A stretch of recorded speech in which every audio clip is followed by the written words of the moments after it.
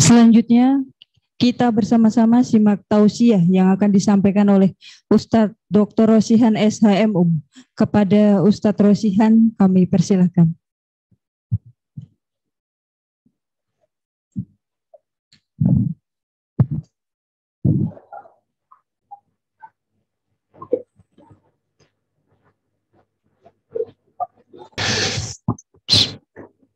Assalamualaikum warahmatullahi wabarakatuh. Alhamdulillahil khaliqil akbar wa wakhir zummani'u mimma akhafu minhu wa akhdar la qudrata li makhlukin ma qudratil khaliq yajimuhu bijami qudrati wa kana Allah qawiyyan aziza la hawla wa la quwwata illa billahil adil azim amma ba'd. Yang sama-sama kita hormati Bapak General Manager PT PLN Induk Unit Induk Distribusi Jawa Tengah dan Daerah Istimewa Yogyakarta. Maaf Pak, dulu tidak pakai unit, jadi sekarang masih lupa itu menyebutnya. Dulu kan PLN Distribusi Jawa Tengah gitu. Bapak GM karena saya lama di PLN ini lama, masih sebagai pembina Yayasan Nurul Barki Pak Jan, yang tidak pernah digaji Pak Jan. Alhamdulillah. Sama dengan Pak Darmo, ini sebagai simpanan aset untuk di hari akhirat kelak. Yang saya hormati pula Bapak Direktur Bisnis Regional Jawa, Madura dan Bali, beserta seluruh staf dan pejabat di lingkungan PLN Distribusi Jawa Tengah dan Daerah Istimewa Yogyakarta. Alhamdulillah, Bapak dan Ibu, sore hari ini kita sehat semua, dan dengan sehat ini adalah sebagai sarana untuk kita menjadi manusia yang sebaik-baiknya. Karena kata Nabi begini, sebaik-baik manusia itu adalah mereka yang bisa memberi manfaat kepada orang lain.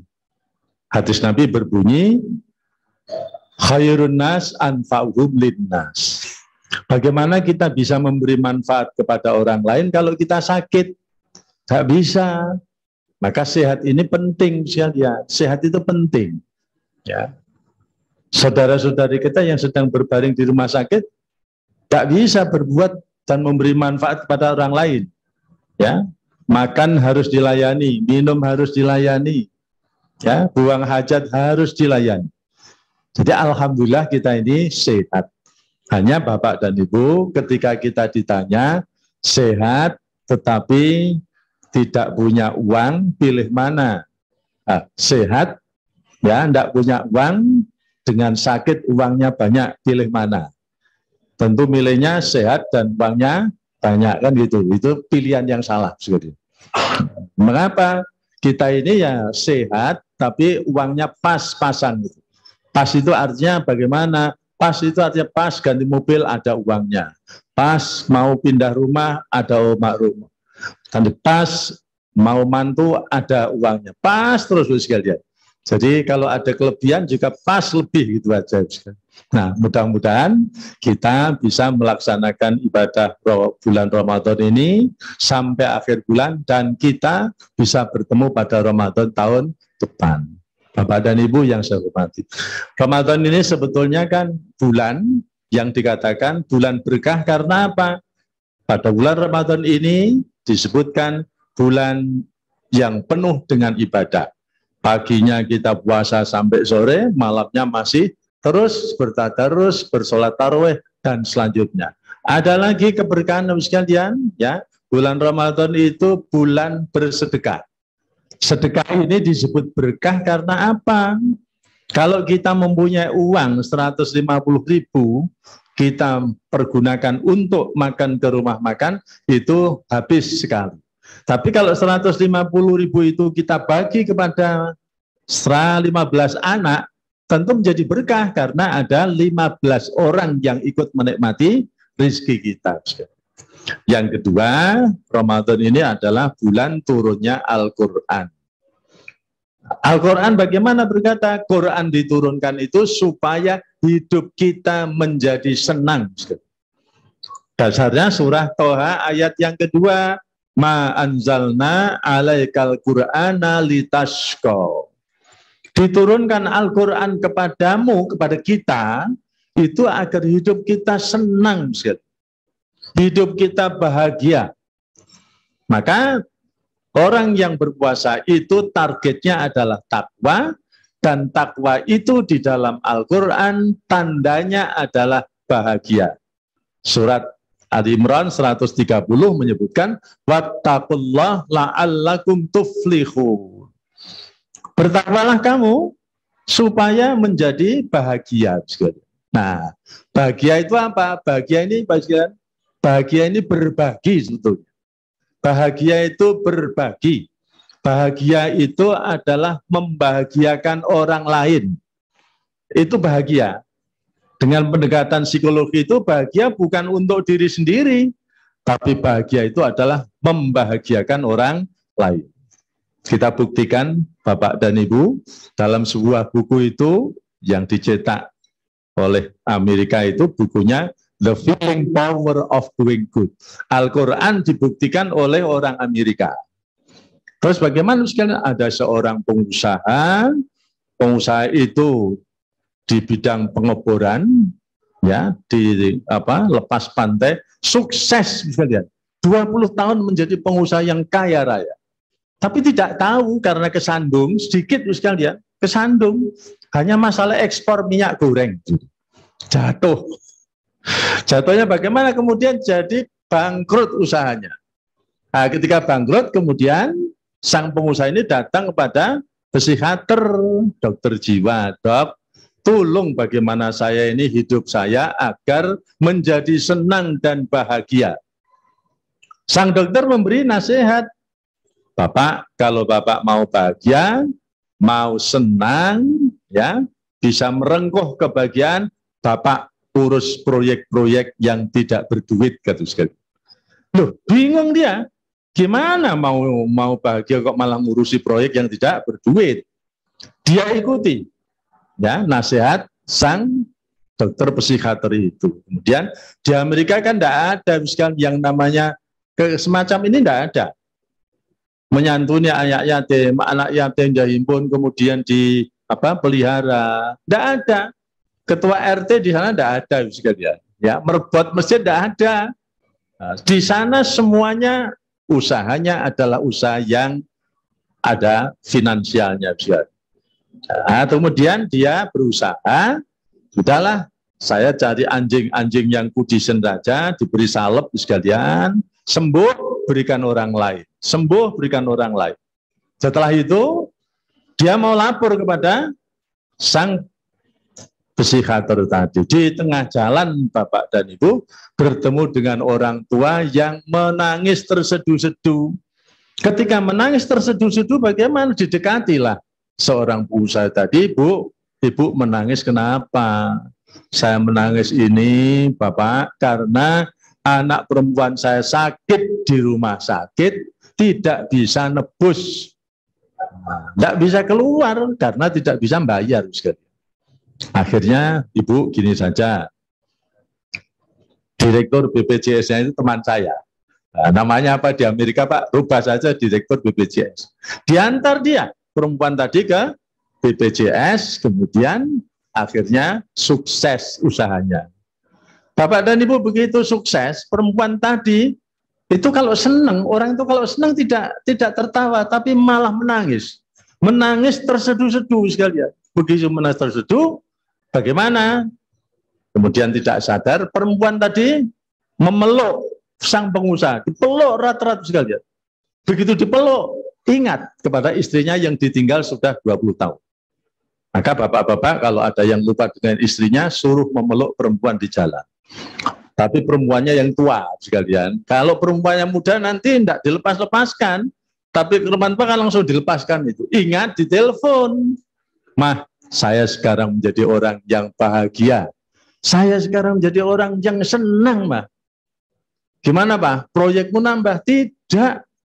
Saya bahagia, saya senang ini karena saya bisa membahagiakan orang lain sekalian. Nah, itu baru membahagiakan seorang.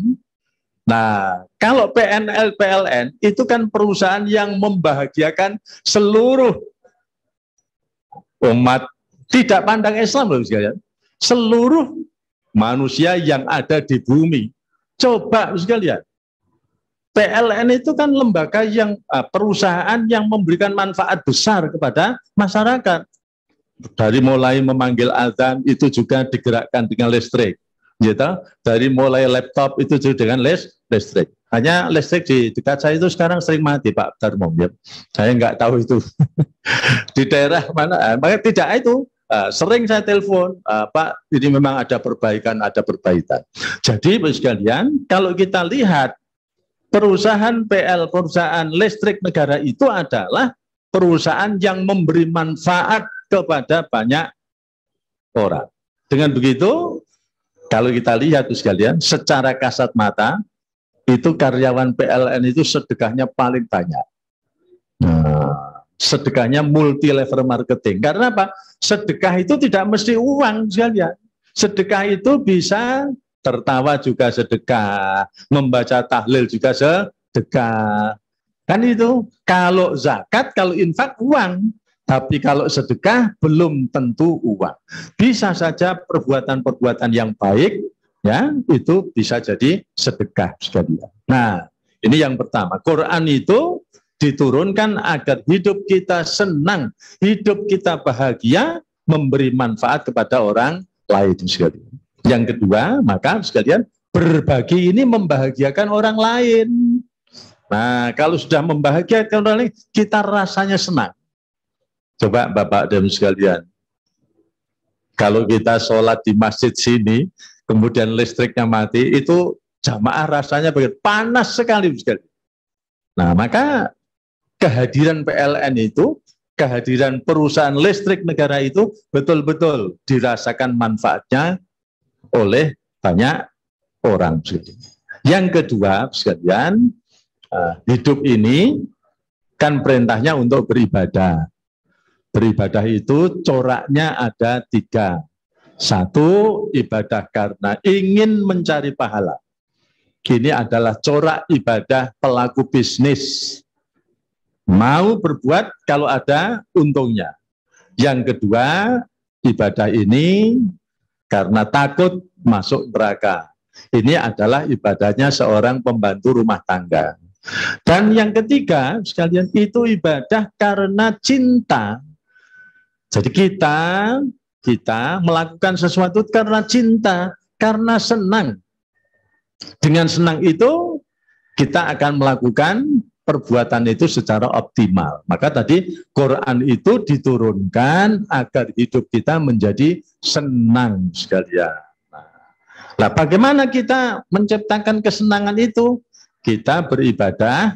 Bapak dan Ibu, ini anak yang masih muda-muda. Teman-teman PLN karyawan kan masih muda banyak, Pak.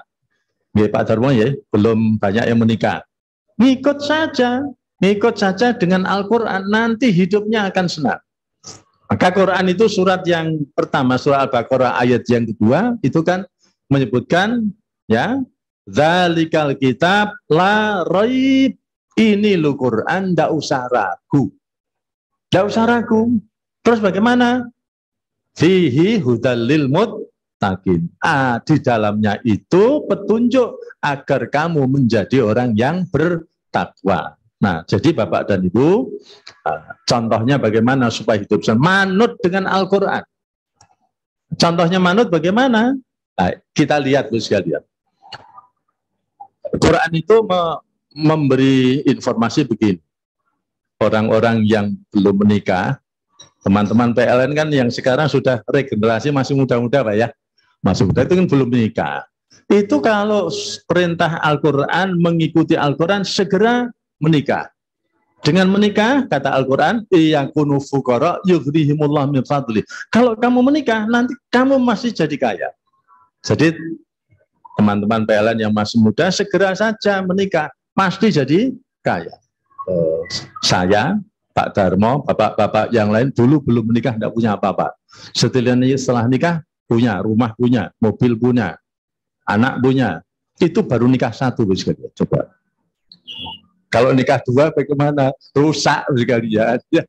Nah, ini sekedar memberi contoh bahwa kalau ngikut Al-Quran itu pasti bahagia, kan gitu. Jadi isinya begitu, tapi contohnya adalah contoh yang sederhana sekalian. Nah, Bapak dan Ibu, kalau kita sudah mengikuti Al-Quran karena kita ibadahnya cinta, ibadah yang dilakukan dengan cinta, itu tidak ada beban sekalian.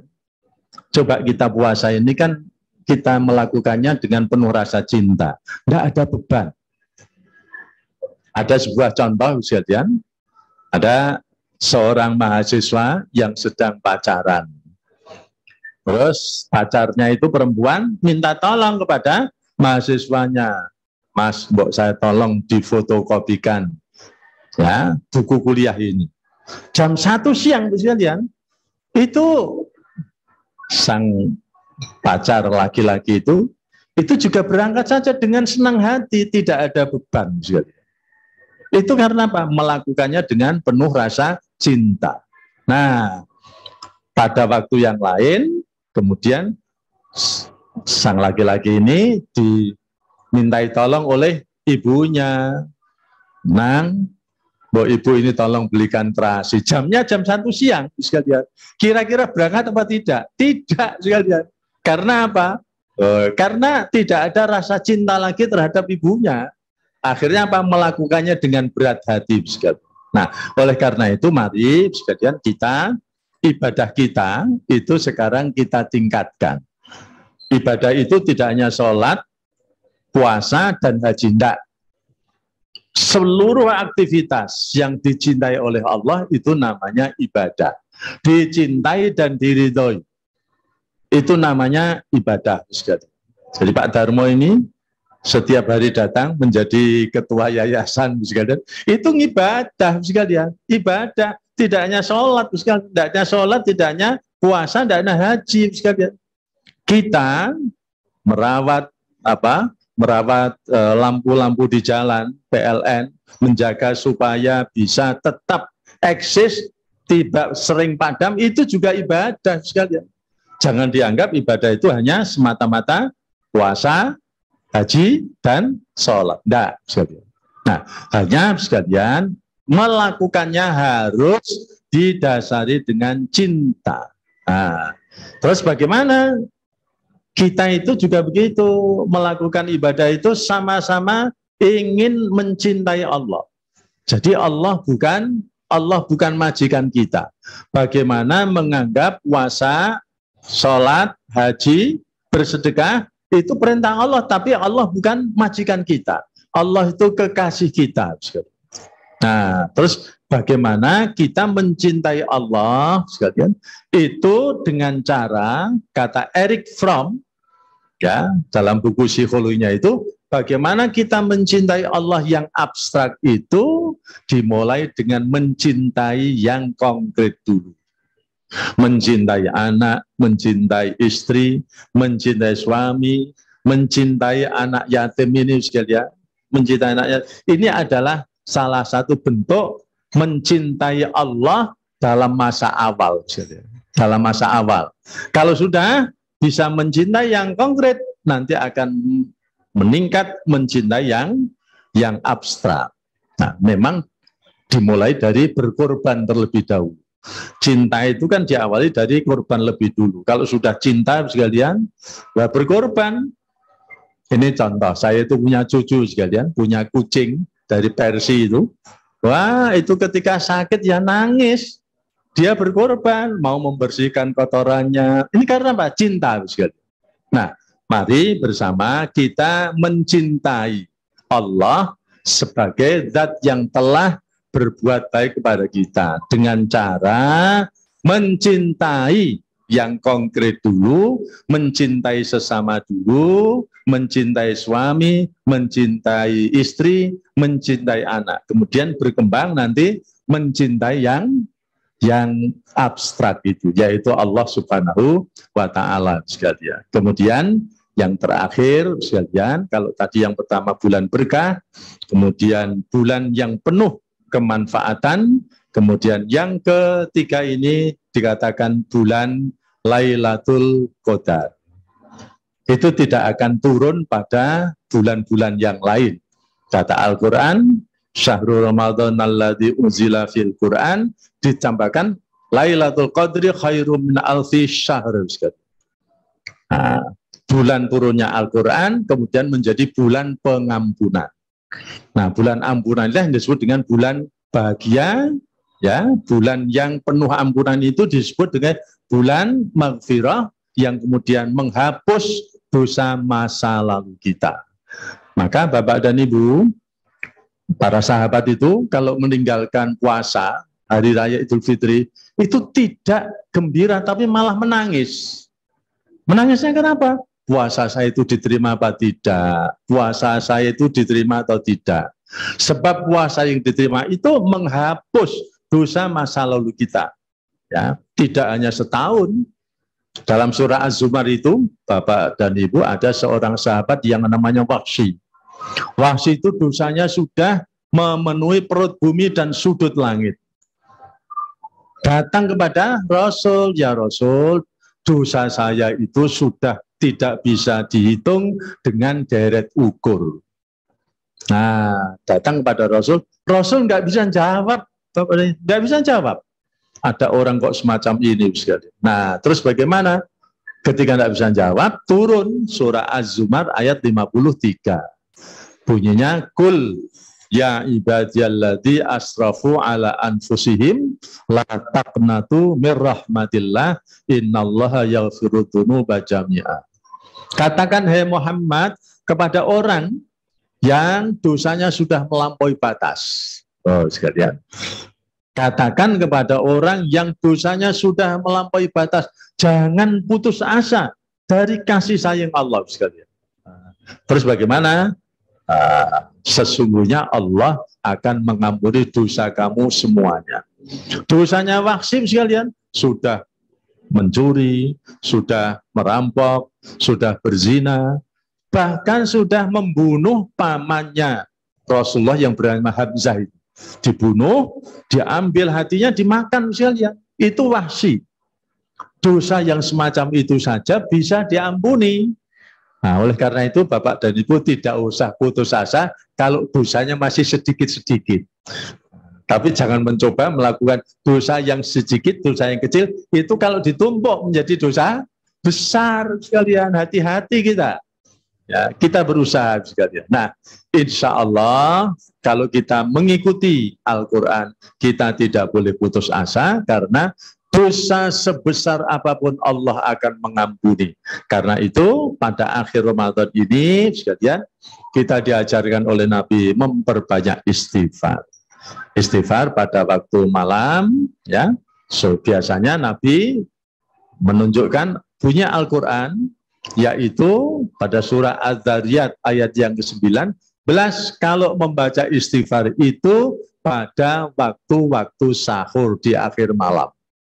Nah, dengan begitu insya Allah Bapak dan Ibu, seluruh dosa kita akan diampuni oleh Allah seperti janjinya. Siapa yang berpuasa pada bulan Ramadan, tarawih pada bulan Ramadan, itu Allah akan mengampuni dosa-dosa masa lalunya seperti seorang bayi yang baru lahir. Insya Allah kita tinggal Kamis, Jumat, Sabtu, Ahad, Maghrib ya. Kita dinobatkan nanti, diwisuda oleh Allah menjadi manusia suci, yaitu manusia yang baru lahir dari rahim ibu.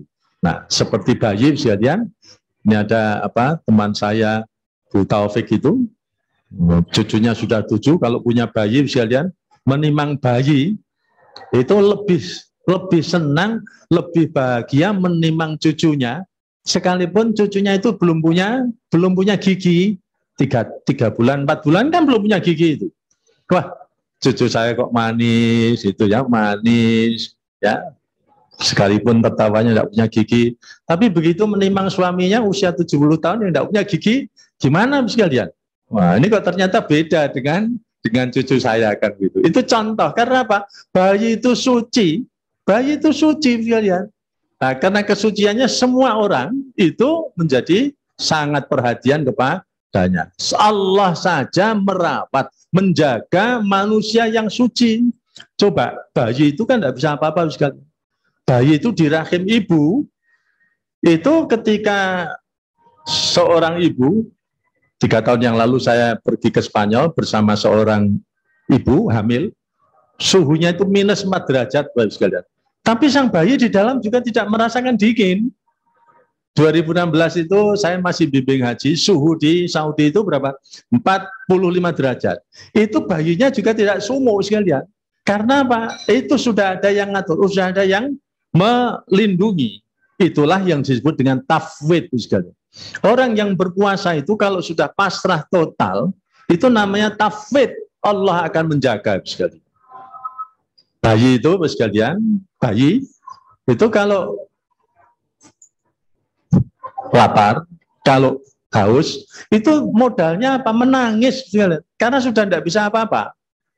Nah, kalau makhluk Allah sudah tidak bisa apa-apa, Allah baru turun tangan. Allah itu menjaga orang-orang yang memang sudah tidak bisa apa-apa sekali. Nah, oleh karena itu, sekalian, kita harus waspada kepada orang-orang yang dekat dengan Allah, yang memang nanti bisa jadi ya doanya itu dikabulkan.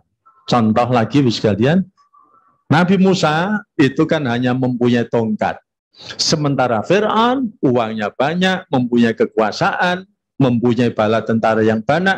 Bagaimana mungkin? Menurut rasio itu tidak bisa Musa itu mengalahkan Fir'aun. Tapi dalam posisi yang kepepet, posisi yang sudah terpaksa tidak bisa apa-apa, Allah menolong ya Musa sehingga selamat dari cengkeraman Fir'aun. Ini contoh bahwa orang-orang yang berpuasa melakukannya secara pasrah total, itu Allah akan menjaga kita, dan maka dari itu Allah menjamin penjagaan Allah adalah puasa kita yang kita kerjakan selama bulan Ramadan dijaga kita, yaitu diampuni dosa-dosa masa lalunya. Hadisnya berbunyi, man shoma ramadhana imanan wahtisaban ghufira lahu ma taqaddama min dzambihi. Orang-orang yang berpuasa, sholat tarawih pada malam hari, penuh keyakinan dan perhitungan Allah akan menghapus dosa masa lalunya, seperti halnya seorang bayi yang baru lahir dari rahim ibunya. Nah, mudah-mudahan Bapak dan sekalian, PLN tidak hanya berpuasa, tapi PLN berbuat sekuat tenaga, memberikan manfaat. Kalau bulan puasa itu dilipatkan 70 kali. Jadi sekarang kalau umpamanya lampu yang menyala di jalan itu 100 watt, itu kalau pada bulan biasa kan hanya 100 watt. Tapi itu tidak padam setelah sehari semalam. Itu pahalanya sama dengan 100 kali 70 sekalian. Karena keberkahan bulan puasa, Allah melipatkan pahala yang dilakukan oleh orang-orang yang melakukannya. Nah, tapi kita tingkatkan puasa kita, ibadah kita menjadi puasa yang penuh rasa cinta. Jadi bukan merupakan beban bagi kita sekalian. Bekerja juga begitu. Kalau Bapak dan Ibu bekerja, kita bekerja dengan dimotori, didasari rasa cinta, itu di mana saja dan kapan saja, tidak perlu pengawasan dari pimpinan, itu insya Allah perbuatannya, pekerjaannya akan menjadi lebih indah sekali. Nah, dengan begitu kita hadir di acara sore hari ini tidak hanya sekedar berbagi kepada anak-anak yatim, tapi kita sudah berbagi kebahagiaan dengan umat manusia, baik itu muslim maupun non-muslim sekalian. Jadi kalau listrik mati, itu kegiatan semua macet semua sekalian. Itu dirasakan tidak bagi orang muslim dan non-muslim sekalian. Ya, dengan begitu sekalian, mudah-mudahan sekali lagi kita doakan PLN ini tetap eksis dan bisa melayani umat manusia baik yang muslim maupun non-muslim, sehingga menjadi berkah bagi kita semua, bagi berkah yang melayani, berkah yang mengerjakan, dan berkah yang mengawasi. Bapak dan Ibu, itu kira-kira yang bisa disampaikan pada acara kegiatan sore hari ini. Saya dibatasi waktu 30 menit, sebentar lagi kita persiapan berbuka puasa. Bapak dan Ibu, agar lebih khusyuk untuk menambah keberkahan dalam kehidupan kemanusiaan, kehidupan kita ke depan, pada hari-hari yang akan datang, sekali lagi mudah-mudahan Allah melimpahkan kesehatan bagi kita semua, menyelesaikan puasa sampai akhir bulan, dan bertemu lagi pada Ramadan tahun depan. Amin ya rabbal alamin. Mari kita berdoa bersama-sama sekalian. Agar lebih khusyuk, mari kita awali doa kita dengan membaca suratul Fatihah bersama-sama. Ibtigha'an limardatillah al-Fatihah. A'udzubillahi minasyaitonirrajim. Bismillahirrahmanirrahim. Alhamdulillahirabbil alamin arrahmanirrahim maliki yaumiddin. Iyyaka na'budu wa iyyaka nasta'in. Ihdinas siratal mustaqim. Siratal ladzina an'amta 'alaihim ghairil maghdubi 'alaihim waladdallin. Amin. Bismillahirrahmanirrahim. Alhamdulillah Rabbil Alamin. Hamda yuafi ni'amahu wa yukafi mazidah. Allahumma salli ala Muhammad wa ala ahli baitihi wa sahbihi wa sallim. Allahumma inna nas'aluka bihaqqil fatihatil mu'azzamati wassabil mathani an taftah lana bikulli khair wa an tatafaddala alaina bikulli khair wa an taj'alana min ahli khair wa an tu'amilana mu'amata lik ahli khair wa an tahfadhana fi adyanina wa anfusina wa ahdina wa auladina wa ashabina wa ahbabina min kulli mihnatin wa fitnatin wa bu'sin wa dhairin innaka waliyyun kulli khair wa mutafaddilun bi kulli khair wa mu'ti kulli khair bi rahmatika ya arhamar rahimin bi rahmatika ya arhamar rahimin bi rahmatika ya arhamar rahimin wa sallallahu ala Muhammadin wa alihi wa sahbihi wa sallaman tasliman bi qadri 'azamatihi dzatihi bi kulli waqtin wa hinin. Subhana rabbika rabbil izzati amma yasifun wa salamun alal mursalin walhamdulillahi rabbil alamin. Terima kasih sekalian, mohon maaf kalau ada kekurangannya. Billahi taufik wal hidayah. Assalamualaikum warahmatullahi wabarakatuh.